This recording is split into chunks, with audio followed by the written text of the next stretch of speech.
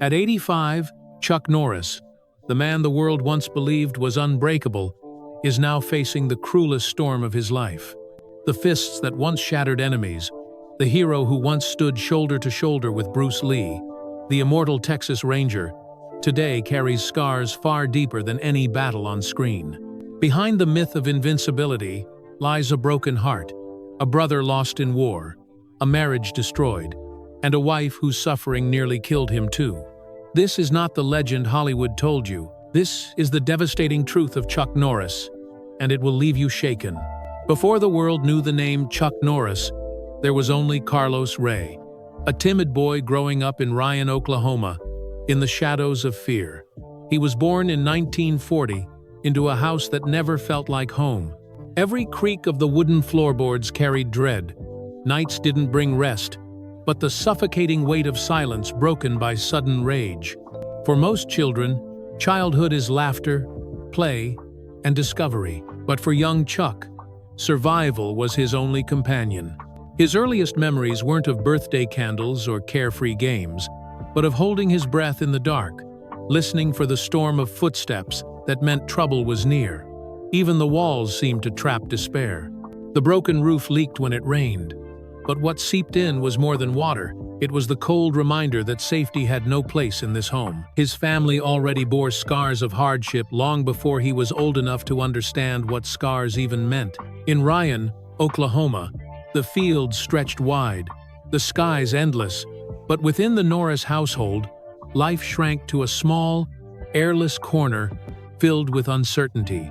Carlos Ray grew not in warmth, but in fear's constant grip. It was here, in these suffocating beginnings, that the boy who would one day become the face of invincibility was first taught the cruelest lesson, that the world is not kind, and strength must be forged, not given. Ray Norris, Chuck's father, had once worn the proud uniform of a soldier in World War II. For a time, his family believed he might never return.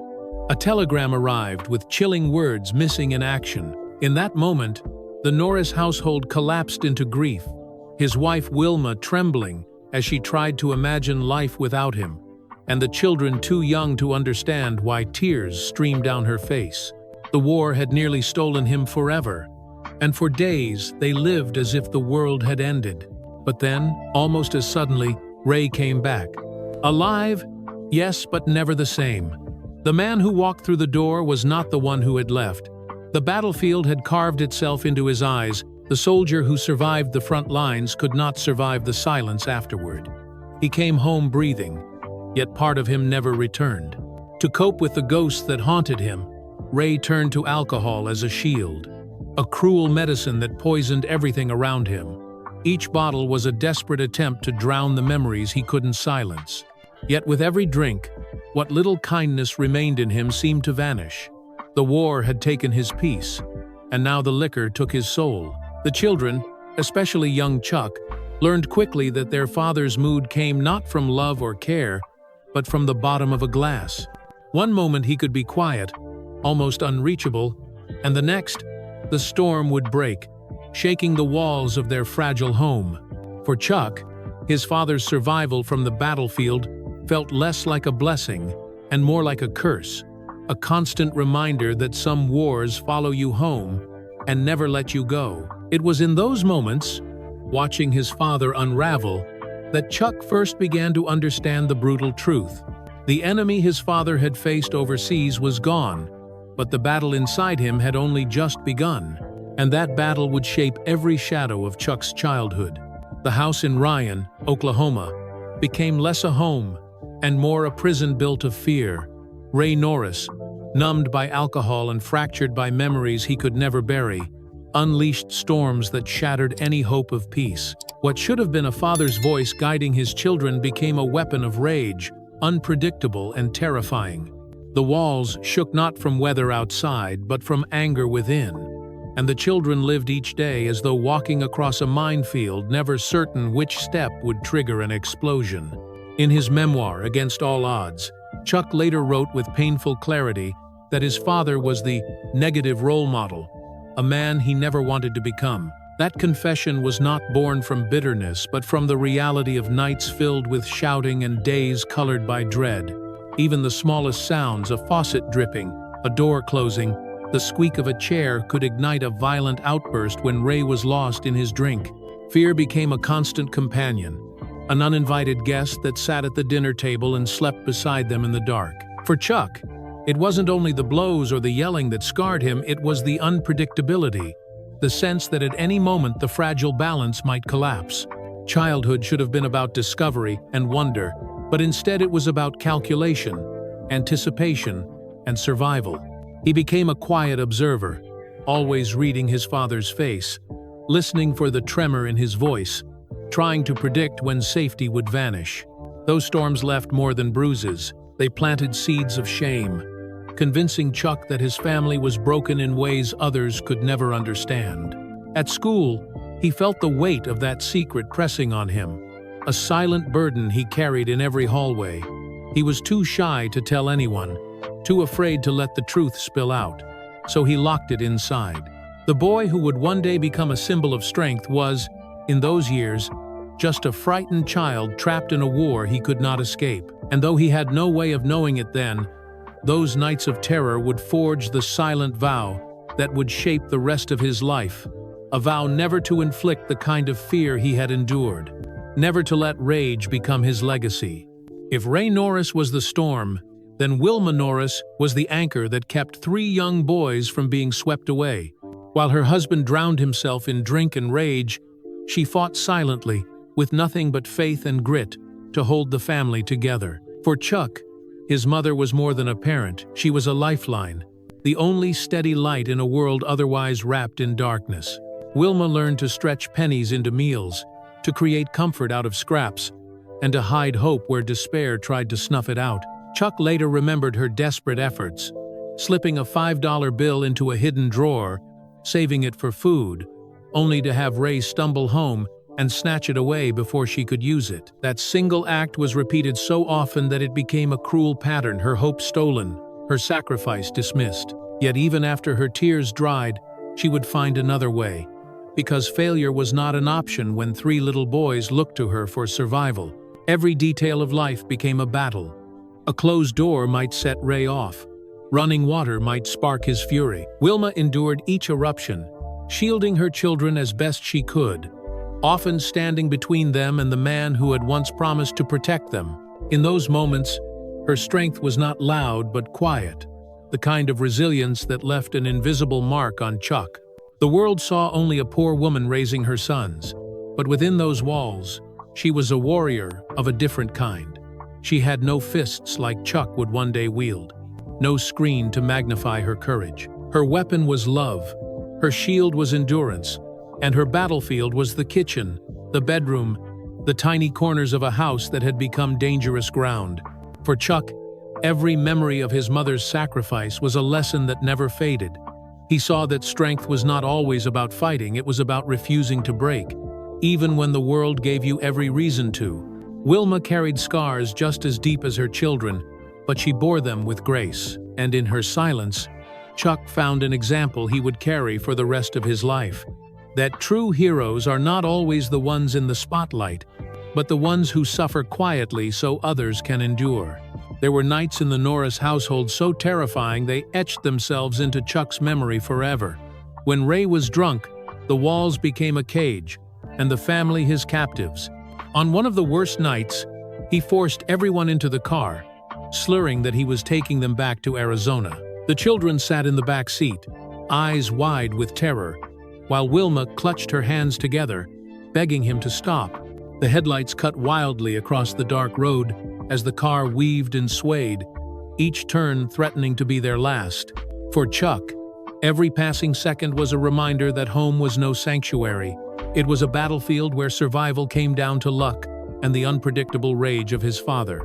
But fear cannot live forever without forcing a response. At 14 years old, Chuck reached a breaking point. One night, when his father's fury turned toward his mother, Chuck stepped forward, his small hands trembling as he gripped a hammer.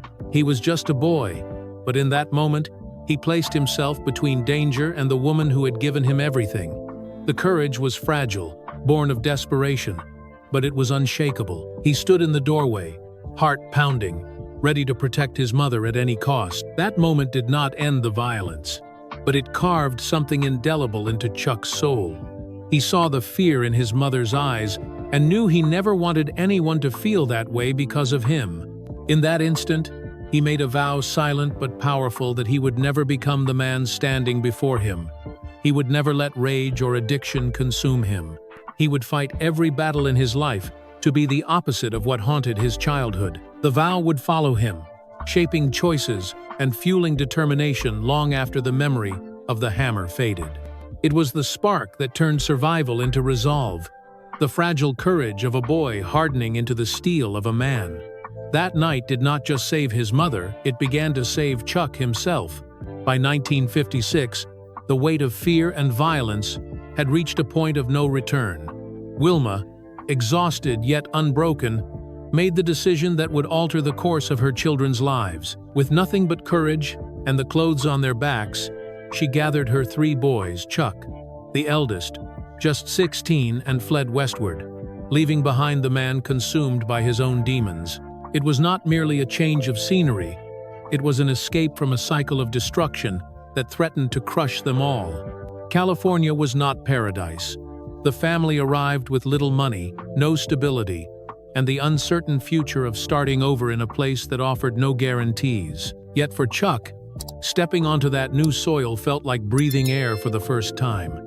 There were still struggles, poverty, shyness, and the lingering scars of fear, but there was also space to imagine something beyond survival. For the first time, he could begin to believe that life might hold possibilities rather than only pain. Wilma's courage in leaving became the guiding star of her children's lives. Chuck would later describe her as the pillar of strength, who refused to let despair define them. She had chosen hardship over destruction, the unknown over certain misery, and in that choice, she handed her sons a gift far greater than comfort, the chance to dream of a better future. Though Chuck did not know it at the time, this escape marked the true beginning of his transformation. The boy who had once clenched a hammer in trembling hands was now standing on the edge of a world that might allow him to build an identity not defined by fear.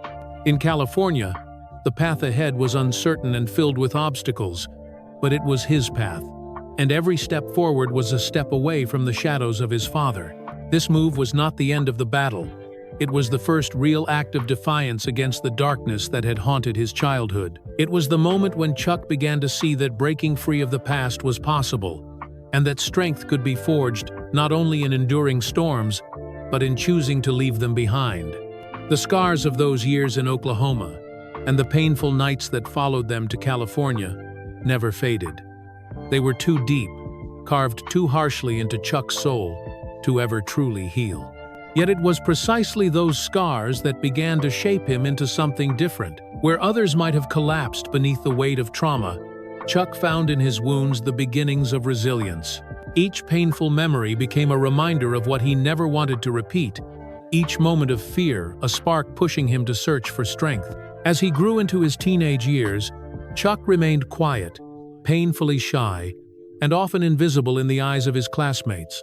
But inside, a kind of steel was hardening. He carried with him the vow he had made at 14, a promise to himself, never to mirror the anger of his father.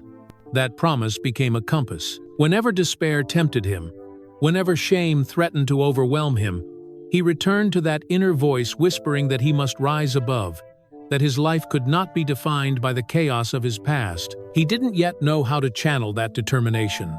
He wasn't an athlete, he wasn't popular, and he struggled academically, but he was watching, learning, and preparing. The suffering of his childhood had given him a hidden endurance, the ability to withstand pressure, to keep standing when others would have fallen. That endurance would become the core of his identity. Chuck would later look back and realize that the very shadows which nearly destroyed him had also forged the armor he would carry for the rest of his life. They were not blessings, far from it, but they were the crucible in which his will was tested and tempered. Out of fear came resolve.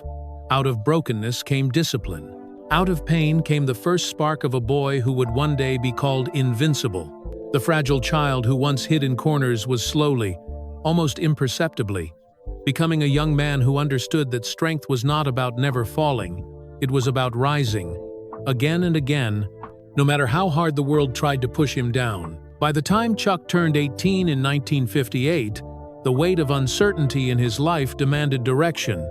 He found it in the United States Air Force. Enlisting was not simply a career move, it was an escape, a chance to step into a world of discipline and order that promised to replace the chaos of his childhood.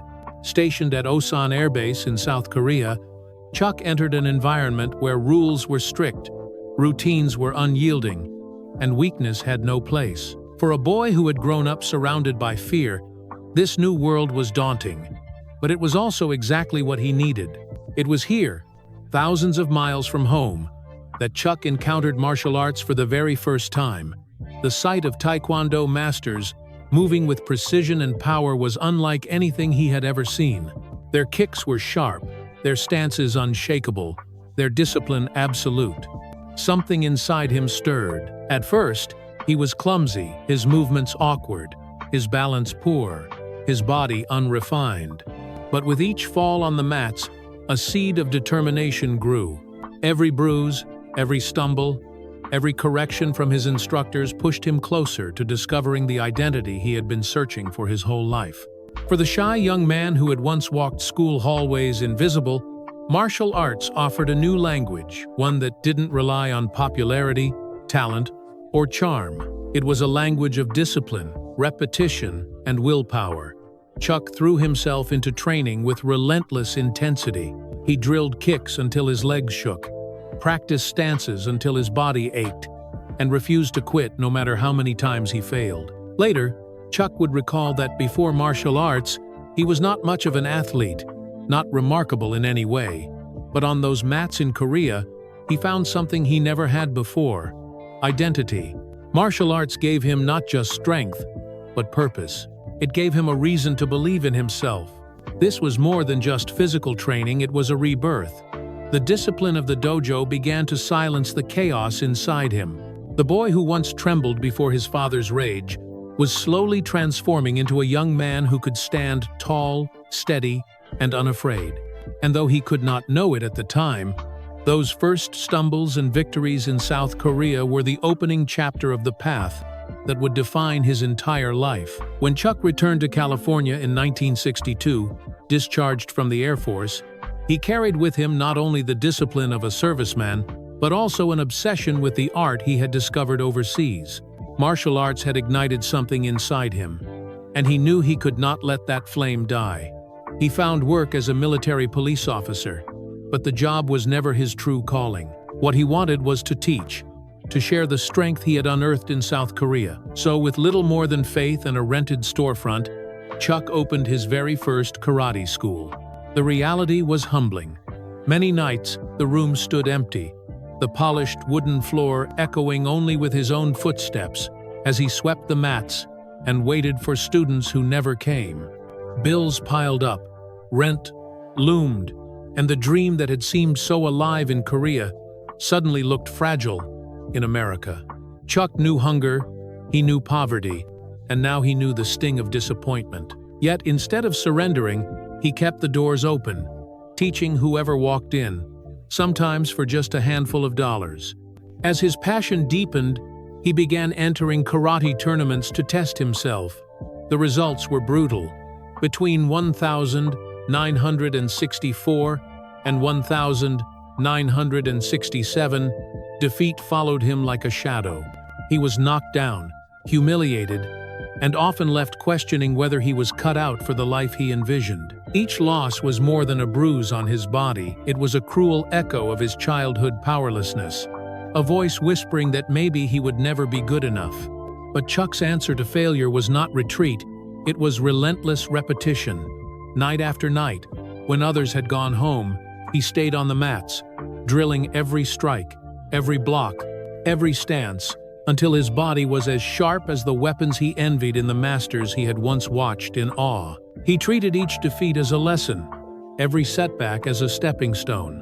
Where talent was lacking, discipline filled the gap. Money was scarce, doubt was loud, but Chuck refused to let either break him. The empty dojos and the bitter defeats became the furnace in which his resolve was tested. He was fighting not just to build a career, but to forge a future, to prove to himself that the frightened boy from Ryan, Oklahoma, could become someone unshakable. And though the world did not yet see it, greatness was already being hammered into existence one lonely night, one crushing defeat, one stubborn comeback at a time. By 1967, after years of humiliation and tireless work, Chuck Norris finally stood on the edge of transformation. At 27, he entered yet another tournament, this time carrying with him not just skill, but the hardened will forged from endless defeats. What happened next would alter the course of his life forever. Chuck captured his first major championship title, a victory that didn't simply prove his ability, it proved his resilience. That single triumph was the crack in the wall of doubt that had surrounded him. And once it broke, the floodgates opened. Over the next 6 years, Chuck Norris dominated the karate circuit with a precision and ferocity that stunned opponents. He didn't just win, he reigned. From 1968 until 1974, he held the title of professional middleweight karate champion, defending it again and again with an iron consistency that earned him respect across the martial arts world. But Chuck's legacy in those years wasn't measured only in trophies or headlines. What made him different was what he gave to others. He expanded his karate schools across the United States, and inside those dojos, he taught more than kicks and punches. He insisted on discipline, respect, and perseverance. To the young men and women who walked through his doors, he wasn't just a champion, they saw a mentor, someone who had lived through hardship and had found a way to rise above it. Chuck himself admitted that each defeat in his past had been necessary. Every loss hurt, he confessed, but each one pushed me closer to the man I wanted to become. That understanding shaped his teaching. He told his students that losing was never permanent unless you chose to quit, and quitting was not an option. For a generation of aspiring fighters, his words carried more weight than his titles. The victories of those years were proof that greatness doesn't arrive fully formed, it is hammered into existence by failure, discipline, and the refusal to surrender. For Chuck, every championship belt was more than an accolade. It was a testament to the fragile boy who had once lived in fear, now transformed into a man whose strength could no longer be denied. As the 1972nd approached, the world outside the dojo began to take notice. Chuck Norris was no longer just a name whispered in martial arts circles. He was becoming a symbol, proof that even the deepest scars could give birth to greatness. The year was 1972, and destiny placed Chuck Norris on a stage larger than any tournament ring he had ever stepped into. At 32 years old, he found himself in Rome, standing inside the legendary Colosseum, preparing for a cinematic battle that would echo through generations. His opponent was none other than Bruce Lee, the man who had already electrified the world with his unmatched charisma and fluid martial arts mastery. For Chuck, it was both the greatest opportunity of his life and the most intimidating. He had built his reputation in the world of karate, but film was an entirely different battlefield. He knew that history would likely remember him not as the 6-time world champion, but as the man Bruce Lee defeated on screen. The weight of that realization gnawed at him. To stand across from Bruce was to risk being immortalized, not for his triumphs, but for his loss. The cameras rolled, and what unfolded was no ordinary fight scene, it was a clash of titans. Every strike, every kick, every grimace carried the weight of years of training and sacrifice. Audiences across the world watched, mesmerized, as Bruce Lee's speed collided with Chuck Norris's raw power. The sequence was a masterpiece of choreography, but for Chuck, it was also a test of his own legitimacy. He gave everything, refusing to simply be a backdrop. Even as the script demanded his defeat, he delivered a performance so intense and authentic that no one could ignore him. When the film was released, The Way of the Dragon stunned audiences. The showdown inside the Colosseum became one of the most iconic fight scenes in cinematic history. And though Bruce Lee emerged victorious on screen, Chuck Norris emerged with something even more valuable: recognition. Hollywood had taken notice. Viewers did not forget his presence, his precision, his sheer physical credibility. Yet beneath the applause lingered a private fear.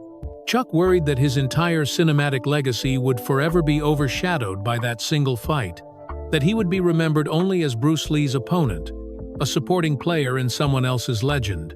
But what could have been a shadow of humiliation instead became a springboard. Rather than burying him, the film introduced him to the world. His performance proved that he wasn't just another fighter, he was a force capable of holding his own against the greatest martial artist the world had ever seen. In that arena of ancient stone, Chuck Norris not only cemented his place in cinema history, he also took the first step into a new phase of his life. Hollywood was brutal and uncertain, but he had shown that he belonged. The world might have come to watch Bruce Lee, but they left remembering the man who stood fearlessly in front of him. The Coliseum fight with Bruce Lee had placed Chuck Norris on the cinematic map, but recognition was not the same as success. After The Way of the Dragon in 1972, many assumed his career would skyrocket overnight. Instead, Chuck discovered the cruel truth of Hollywood. Opportunity was rare, competition was ruthless, and failure was always waiting just around the corner. The mid to late 1972 were a battlefield of their own. Action cinema was crowded with giants: Sylvester Stallone charging forward as Rocky and Rambo, Arnold Schwarzenegger sculpting himself into the face of raw power, Clint Eastwood perfecting the quiet menace of the anti-hero. Against such titans, Chuck was still an outsider, a martial artist struggling to carve out a distinct place. His early films stumbled, some failing to capture audiences, others dismissed by critics. The box office was unforgiving, and more than once he faced the gnawing fear that he might vanish from Hollywood as quickly as he had appeared. But the Chuck Norris forged in childhood fear and tournament defeats was not one to surrender. Just as he had swept empty dojos and endured crushing losses in the ring, he approached Hollywood with the same relentless perseverance. He studied acting, sharpened his screen presence, and learned how to translate his martial arts discipline into charisma that could hold a camera's gaze. Each misstep became a lesson, each rejection a motivator. Then, in 1978, a turning point finally arrived. With Good Guys Wear Black, Chuck captured the spirit of an America searching for new heroes. His clean-cut, disciplined persona struck a chord with audiences weary of cynicism. Suddenly, people were no longer seeing just a fighter. They were seeing a man who embodied rugged honesty and unwavering determination. For the first time, Chuck was not standing in another man's shadow. He was stepping into his own. From that point, momentum gathered. The 1982nd unleashed a storm of Chuck Norris films. The Octagon, 1980. Lone Wolf McQuade, 1983. Missing in Action, 1984. Code of Silence, 1985. And The Delta Force, 1986. Each film solidified his image as more than just a martial artist. He was becoming the living symbol of unyielding justice and patriotic grit, the on-screen warrior who stood tall when everything else seemed to fall apart. Audiences cheered, critics slowly relented, and Hollywood finally acknowledged what Chuck himself had known all along, that he had earned his place not through flash or luck, but through the same unshakable persistence that had carried him out of a broken childhood and into the spotlight. Yet even as the box office numbers climbed, and his name appeared on marquees across the nation, Chuck carried within him the haunting truth. Triumph on screen could never fully silence the sorrow behind his eyes. Stardom had arrived, but it carried with it a cost he would never escape. While the 1982nd glittered with success, Chuck Norris carried a shadow that no applause could erase. The memory of his younger brother, Whelan Clyde Norris, Van, to those who loved him. Van had been the bright spirit of the family, the one who brought laughter into rooms that were otherwise heavy with their father's drinking and the scars of poverty. He was full of energy, jokes, and a warmth that lifted those around him. Yet behind his smile, Van once voiced a haunting premonition. He didn't believe he would live to see his 27th birthday.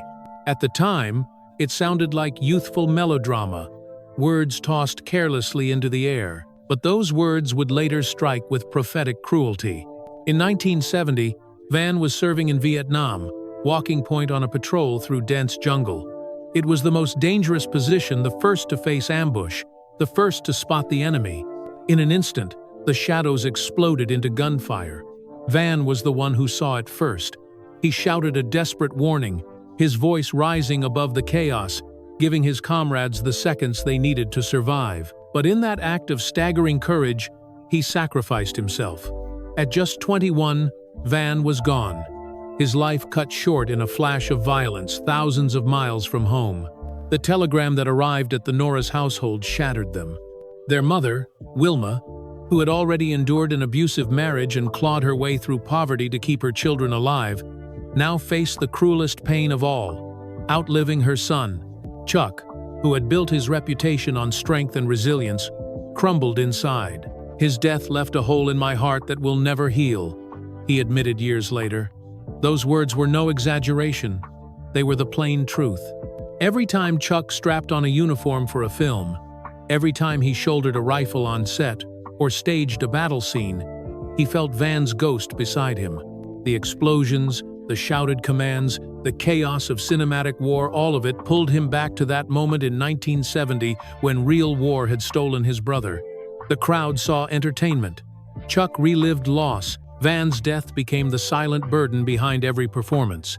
It fueled his intensity, gave his stoic characters a weight that audiences could feel even if they didn't know why. When Chuck fought on screen, it wasn't just choreography, it was grief, discipline, and devotion forged into steel. His brother's sacrifice had carved into him a wound that never closed, but also a determination to live in a way that honored that sacrifice. The world saw an indestructible action hero. What they didn't see was a grieving brother who carried every victory as both triumph and tribute. Whelan Norris was gone, but his presence lived in every strike, every film, every moment Chuck stood tall. His ghost was not only Chuck's greatest sorrow, it was the hidden fire that shaped the man the world would one day call invincible. Through the 1982nd, Chuck Norris was no longer just a martial artist turned actor. He was a household name, the face of American action cinema. His films, from Missing in Action to The Delta Force, made him a symbol of patriotism and strength during a time when audiences longed for heroes who stood tall and never wavered. On the screen, he was indestructible, a warrior who could not be broken. Yet away from the flashing cameras, Chuck was paying a price that few ever saw. The schedule of an action star was relentless. Weeks of grueling shoots stretched into months, with fight choreography, stunts, and dangerous set pieces demanding more from his body than it could reasonably endure. Each leap, each punch, each staged explosion left behind injuries that piled up one after another.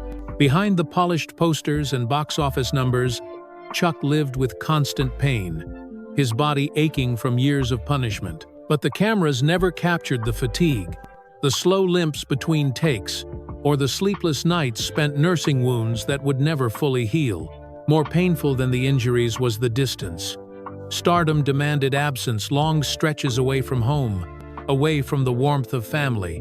His sons grew up watching their father as a hero on the screen, but often without him at the dinner table. The man millions admired as the perfect embodiment of courage was, in reality, a father struggling with guilt, torn between the demands of his career and the children who needed him close.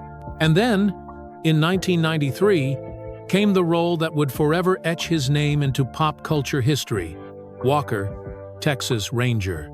For 8 seasons, Chuck embodied Cordell Walker, the stoic lawman whose fists of justice and unwavering moral compass became symbols of strength not just in America, but across the globe. Broadcast in over 100 countries, the show transformed Chuck from action star to cultural icon. Children wore t-shirts with his face, adults admired his unshakable calm, and parodies of his invincibility began to circulate everywhere, ironically, only amplifying his influence. But even as he reached the radiant pinnacle of his career, the cruel truth remained.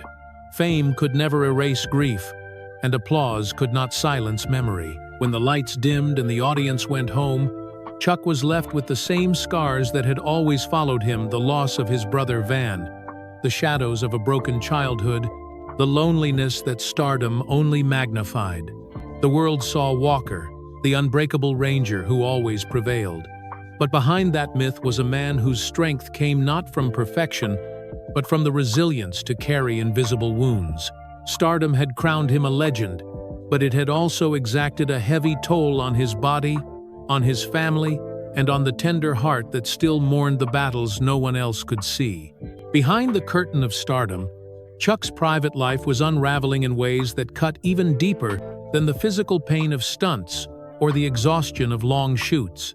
In 1958, at just 18 years old, he had married his high school sweetheart, Diane Holacek. For 3 decades, through poverty, his karate school struggles, and the uncertain climb to Hollywood, Diane had been the anchor at his side. Together they built a family, raising 2 sons, Mike in 1962 and Eric in 1965. To the outside world, theirs was a story of stability, a rare example of Hollywood success, balanced with a long and enduring marriage. But the truth was far harsher. Fame has a way of magnifying distance. The endless travel, the months spent on film sets, the interviews, and the unrelenting demands of being an action star eroded the intimacy of their marriage. Small cracks grew into fractures. By the late 1982nd, the bond that had once carried them through hardship was stretched beyond repair. In 1988, after 30 years together, Diane and Chuck divorced. For him, it was a wound of a different kind, a silent implosion of the family he thought would last forever. He later described the separation as a devastating shock, a breaking of the foundation he had trusted for half his life. The pain was compounded by the knowledge that his sons had to witness the unraveling. They had grown up watching their father battle villains on screen, but now they saw him brought to his knees by something no punch or kick could defeat: the collapse of home. Chuck could absorb broken bones, endure the exhaustion of endless takes, but the sight of his children navigating a fractured family cut deeper than anything Hollywood could script. And then, just as he tried to steady himself after the divorce, another revelation arrived, one that shook him with equal force. A letter came from a woman named Gina, born in 1962, who revealed that she was his daughter from a brief relationship during his time in the military. For 26 years, she had lived her life without him, her mother choosing silence to avoid disrupting his marriage. Now, suddenly, Chuck was faced with the truth that he had a daughter he had never known, a life he had not been part of, and years he could never get back. When he met Gina, the resemblance was undeniable. He saw himself in her face, and with that recognition came a tidal wave of guilt. While she was gracious and open, Chuck was haunted by regret. Regret for the birthdays missed, for the childhood moments he could never reclaim, for the silence that had defined their relationship until it was too late. He reached out to Gina and her mother with humility, asking for forgiveness. In time, Gina became a blessing in his life, a bond that grew stronger as they carved a relationship out of the years that had been stolen. But the regret never left him. It was another scar, etched not by violence or tragedy, but by choices and absence. For a man who had built his legend on the image of invincibility, these personal revelations stripped away the armor, exposing the fragility of a father who had failed in ways the world could not see. The public saw a hero who always saved the day. The private man wrestled with the knowledge that some wounds divorce, lost time, broken trust could never fully heal. In the whirlwind of politics and fame, Chuck Norris found an unlikely but powerful friendship with Lee Atwater, the brilliant political strategist whose sharp mind and boundless energy made him a rising star in Washington. They were an odd pair on the surface, one a martial arts icon who embodied strength and discipline, the other a political mastermind known for his charisma and quick wit, but beneath the differences, they shared something rare: trust. To Chuck, Lee wasn't just a friend, he was a confidant. They spent long nights talking, laughing, and stripping away the public personas that both men carried. Lee reminded Chuck that beyond the stage and the spotlight, there was still room for genuine connection. In a world where fame often breeds loneliness, this bond became a lifeline. Then, in March of 1990, the unthinkable happened. During a speech, Lee collapsed before an audience that looked on in shock. Within hours, the devastating truth came from doctors: an inoperable brain tumor. He was just 39 years old, with a career soaring and decades of promise still ahead. For Chuck, hearing the news was like having the ground crumble beneath him. He had seen death in war through the loss of his brother Van, but this was different. This was a vibrant friend, a man in his prime, suddenly staring at the end with no way to fight back. Over the months that followed, Chuck visited Lee often, watching helplessly as the illness stripped away everything his friend once was. The booming voice faded into whispers. The spark in his eyes dimmed, his once boundless energy drained day by day.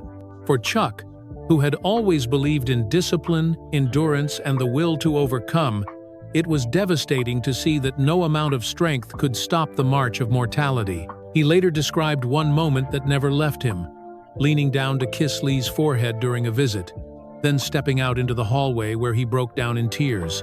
For a man the world thought of as indestructible, it was a reminder that grief spares no one, and even heroes can be brought to their knees by the suffering of someone they love.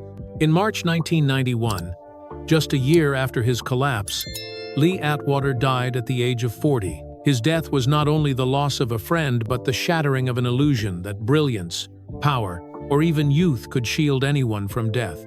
Chuck admitted later that the moment forced him to face his own mortality. If it could happen to him, Chuck reflected, it could happen to me.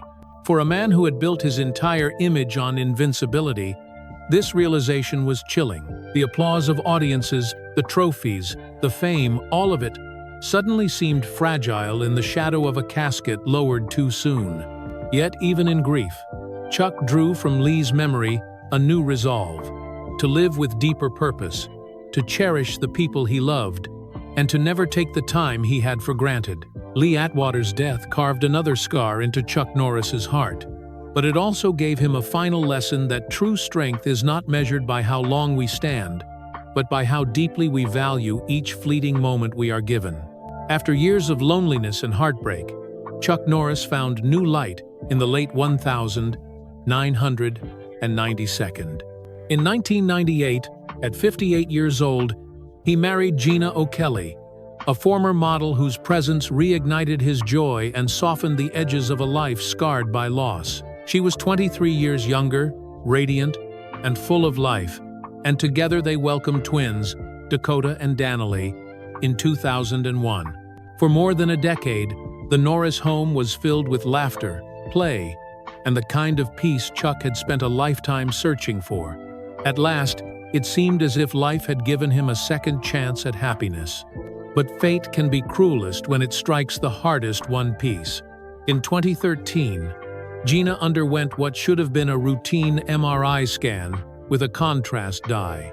Instead, the procedure triggered devastating symptoms that would change their lives forever.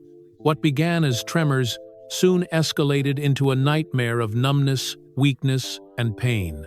Her voice faltered until words came only in fragments. Her body betrayed her with frightening unpredictability, and the vibrant woman who had once filled their home with light was suddenly drowning in suffering. For Chuck, the transformation was unbearable to witness. He had fought villains on screen, faced down impossible odds in tournaments, and survived the weight of personal tragedies, but nothing compared to sitting helpless at his wife's hospital bedside, holding her hand as machines hummed around them. "She's dying right in front of me," he later admitted, his voice trembling with a vulnerability the world had rarely seen. The Norris family spent millions, more than $2 million, in search of treatments. They traveled across states and even across continents, chasing every faint hope, from experimental medicine to stem cell therapy in China. Yet each attempt seemed only to underscore the terrifying truth: there was no easy cure. Night after night, Chuck paced sterile hospital corridors, his heart breaking as he watched the woman he loved slip further from the life they had built together.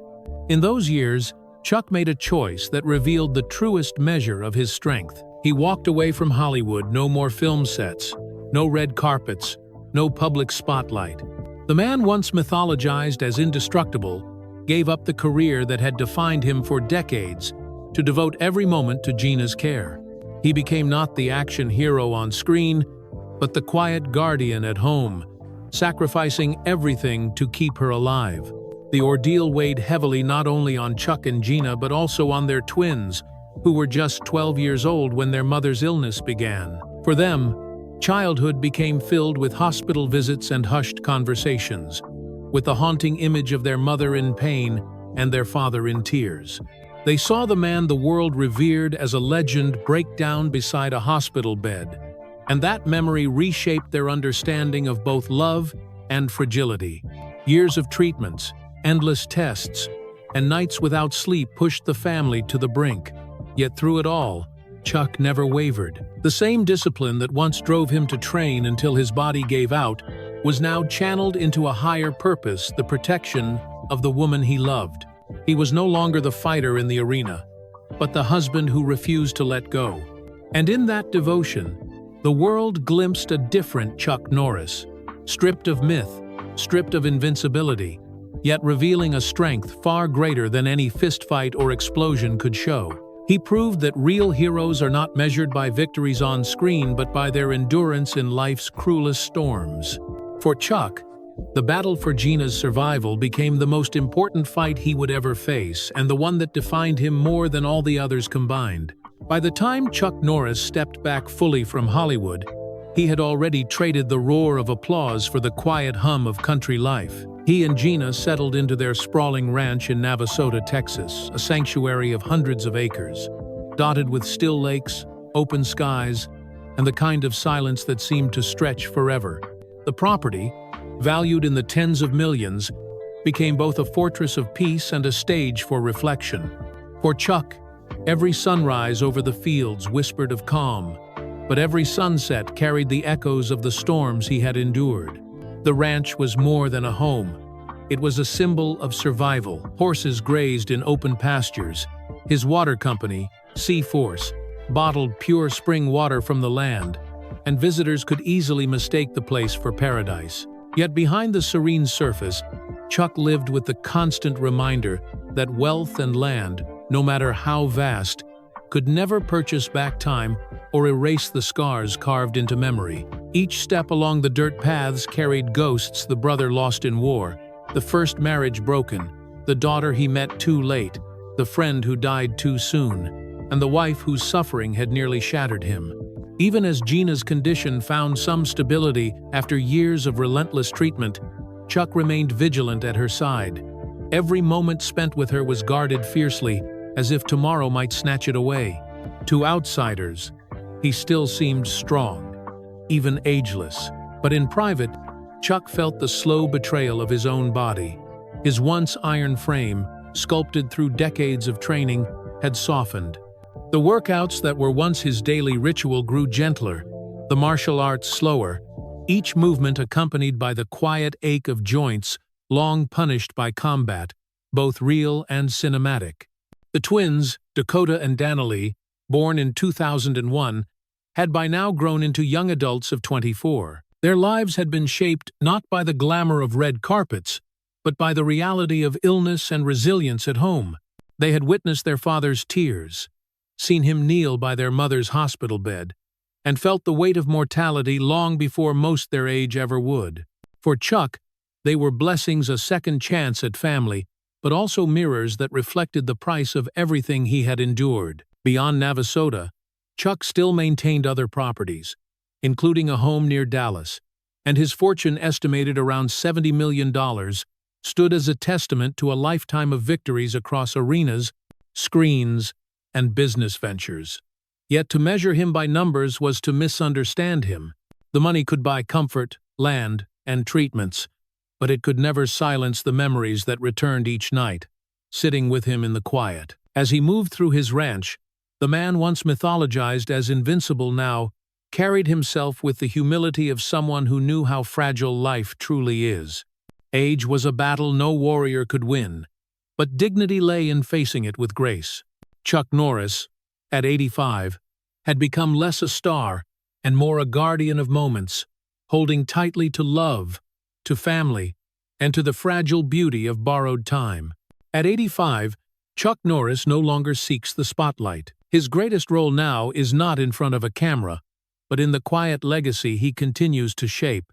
To the public, he remains a symbol of strength, the indestructible hero of Walker, Texas Ranger, the martial arts champion who once stood face to face with Bruce Lee. But to those who know the truth, his legacy is far deeper than fists of steel or box office triumphs.